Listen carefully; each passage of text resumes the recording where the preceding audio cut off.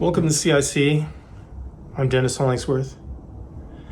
I'd like to express my gratitude, my thanks to all my subscribers, and a special thanks to those who paid for the subscriptions.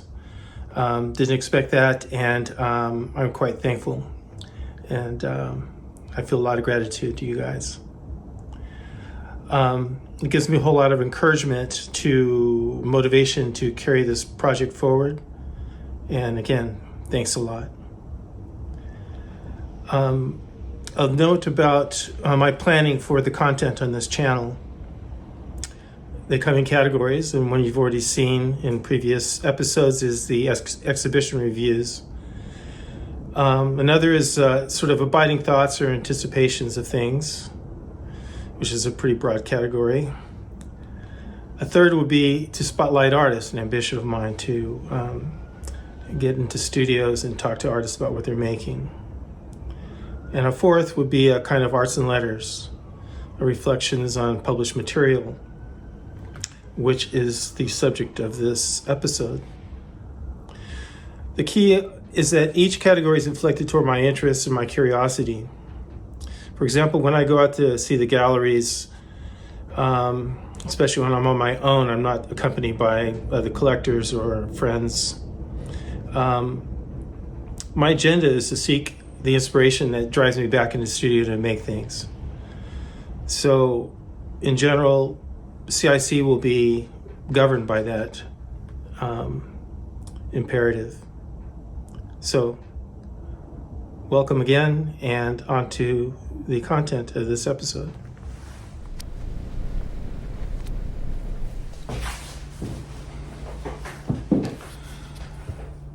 Okay, today I'd like to talk about an article in ArtNet. It's ArtNet February 20th this year, 2026, and it's by Kate Brown, who's the senior editor at ArtNet News. And it's titled, "In the Age of Prediction Markets, Everything is a Bet. Will Art Be Next?" She writes, "People used to treat art as a viable way to make money at scale. There was a window roughly from 2010 to early 2022 when art was a means of financial speculation. In WhatsApp group chats around opening night at dinner tables, buyers would throw themselves into wait lists without even having seen the works. During bidding wars for young and untested artists, the energy would be palpable. The bubble of NFTs added a rush of momentum. And while these moments have passed, gambling energy is peaking in society at large. So, what gives?" Note the use of past tense. The time frame seems almost random to me. Before 2010, the stage was being set for art to be seen as yet another financial instrument. Cynical, wealthy collectors understood that the perception of value in art, the rush of momentum, could be, if not exactly manipulated, but a manicured thumb could easily push the scale. Donations to museums, the creation of publications, the influence of curation, even the novel creation of private museums, this and more could boost the value of a financial portfolio. The specified time frame certainly was when the view of art was as a fungible form of money was most overt. Did this really end in 2022? When circuits of money are formed, they tend to remain in place. No one wants the money train to stop. It's Brown's use of, quote, "so what gives," that gives me pause.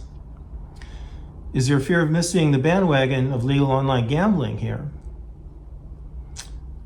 Brown goes on to write,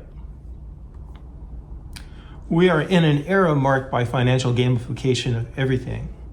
With a few exceptions, anything framed as a win-lose proposition is bet on via prediction markets. On these virtual exchange platforms, the public can bet on minor and major election outcomes, geopolitical developments, celebrity behaviors, and the most granular events imaginable. Basically, if an outcome can be split into a yes or no binary, you can wager your money on it. The prediction market Polymarket, founded in 2020, dominates this highly unregulated space. It even opened a free grocery store in New York City, equal parts marketing stunt and financial power flex. There are alternatives including Kalshi and Predicted, each processing up to $1 billion a week. I first started surfing Polymarket during the Trump-Biden election, mostly out of curiosity, but also because in an era of algorithmic media, these bets function like a financialized comment section. I also became interested in them because it is similar to some areas of the art business, where taste is often shaped by boom and bust cycles, and where price tags are detached from inherent value. Note the excitement of the prospect of financializing commentary, art commentary. The mention of inherent value is most important here. I'd like to introduce the idea of intrinsic and extrinsic values. For art to achieve an extrinsic value, what people are willing to pay for it, then art should first garner intrinsic value. A cultivated audience should be able to appreciate the ironic inversion of this, the counterfactual, the paradoxical, counterintuitive logic of the relationship between art and money. If you want to address the monetary value of a thing, then it is essential that your focus shifts from filthy lucre, extrinsic value, to the appreciation that arises apparently within the thing in itself, the essence of aesthetics, or for its own sake, intrinsic value. The value of an art object stems from an essential unwillingness to part with it. The greater the unwillingness, the greater the value. The more the money needed to persuade, to conquer the attachment to that thing. Brown goes on to explain the mechanics of Polymarket. She delivers a good explainer. I will, however, skip down into the article. I'll leave it to you to read on your own. And like I said, this article is good. It provoked me. But skipping, are we post-speculation? In the very recent past, speculation was rife in the art industry. Between roughly 2010 and 2019, again, parenthetically, what happened in 2022, what happened between 2019 and 2022, art funds, auction guarantees, and speculative flipping turned paintings into quasi-financial instruments. Third-party guarantors began underwriting major auction lots in exchange for an upside. Collectors and dealers openly discussed short-term resale strategies. Works by relatively unknown young artists were doubling or tripling in price between primary and secondary markets within months. People were fractionally buying oil paintings. Art flippers were doing big business. It was a wild time. This, a description of what happened, and well done, what had blinded the art world to art itself. Continuing, in the pandemic times, this boom was accompanied by the flood of NFT speculators. As the world was stranded online, different galleries and auction houses rushed to accommodate the apparent demand, trying to figure out how to bottle the action and sudden attention from relative outsiders. Brown is anchoring the virtualization of art online. In the following paragraph, she's describing the bloom of speculation in Polymarket sparked by Sotheby's $706 million Lauder auction last November. But let's skip to this paragraph.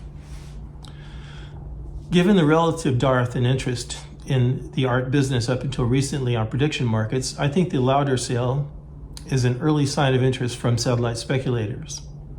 That it attracted $1.4 million in bets is nothing to sniff at. It also signals that derivatives market for art auctions is something potentially viable. How do we feel about that?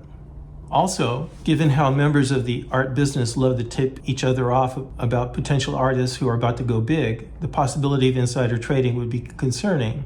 This has already proven to be a significant issue on these platforms to a worrying and macabre degree, as flags have been raised about whales betting on political outcomes, like the capture of the former head of Venezuela, Nicolas Maduro, potentially with insider information.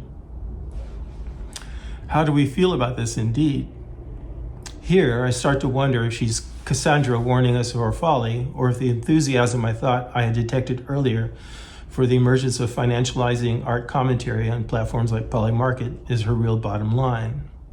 Credit to her if ambiguity is her goal. This could keep the reader on his or her toes. It kept me on mine. Note 2, her first mention of derivatives. This will crop up later in the finale. Betting on a change. As the big auction houses chase similar single-scale auctions in 2026, I will keep refreshing the page at Polymarket. Will a bet emerge for the Venice Biennale's Golden Lion this year? Probably not. But I do not think that the art world is beyond getting ensnared here. What's more, there are signs that Polymarket is interested in expanding its remit into a more cultural realm of, well, so-called culture. Its newest move is a partnership with Substack, a clear signal that the platform has ambitions to be scraping off fees of more intellectual and elite cultural arenas of the internet. Kudos for mentioning the dangers of being ensnared. The mention of Substack spiked my attention, of course.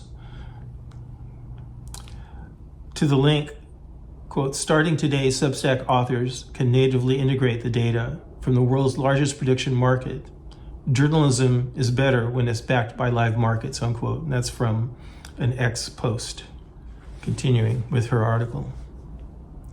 For an art industry that spent at least 10 years flirting with hyper-financialization, and where semi-affordable, let's call that art $1 million and under, paintings, are now no longer working as speculative tools, the temptation will be real. We know betting energy works well in this space. What I wager then is that it will re-enter in its purest form, total abstraction. Quote, semi-affordable and no longer working as a speculative tools. Again, are we really living in post-speculative era? How did that happen? We just became virtuous all of a sudden? And I note that last line, quote, the re-entry into total abstraction, unquote. Again, this is foreshadowing into her finale. By that, I mean objectless prediction, where the asset is not actually the object being traded, but speculation around it. Why would you try to make money off a young painter or an NFT when you can create a derivative of, say, the sale of a multi-million-dollar Andy Warhol? The end of art flipping and the rampant speculation did not occur on moral or even intellectual grounds. It just needed a new orientation. Again, rampant speculation might have ended, but has speculation ended? There are some already envisioning this. At Andreessen Horowitz, the American privately held venture capital firm, a recent essay argues that predictions are indeed a new meta-aesthetic, quote, as significant a concept as modernism and postmodernism, unquote, and ultimately the natural successor. Prediction, writes Alex Danko, Andreessen Horowitz's editor-at-large, will, quote, help us break free from postmodern malaise, unquote. We have been talking about ennui for a while now, and the cultural and financial stagnation in art do seem to be connected. Danko thinks prediction will give us all, quote, a new purpose in the world. We create order in the universe by contributing information, unquote. I highly recommend clicking on the Horowitz-Danko link. It's quite provocative. This issue of ennui is real, but by my lights, the cultural and financial stagnation is actually a cause and effect kind of thing, or an effects and cause, because the cultural stagnation is a direct result of viewing art not as art for its own sake, but as another financial instrument. And that last Danko quote, we create order in the universe by contributing information, unquote. Is this order or is this entropy? Actually, it's the introduction of energy in a closed system that produces negentropy, another word for order. Continue with her last paragraph. We talk a lot in the art world about growing audiences, about questions of who gets to participate, and about who effectively owns the means of production and culture. There is an answer in prediction markets, even if I'm sure that it's not the one we want. But in a society where everything that happens or could happen is framed as a derivative that can be invested in, art and true culture will likely not remain out of view from the action for very long. The last decade might just have been a rehearsal. Okay then. Her essay is a cautionary tale. Chilling, that last sentence. That the last decade might have just been a rehearsal for something more frenetic. So I'm compelled to reiterate this. The extrinsic value in art stems from an intrinsic investment of attention, of possession, of what really should be called love. Love doesn't scale easily, if at all. And scale is where the money is. You can bet your money, you can bet other people's money, or you can bet your life. Artists and the people who take custody of art for its own sake bet their lives.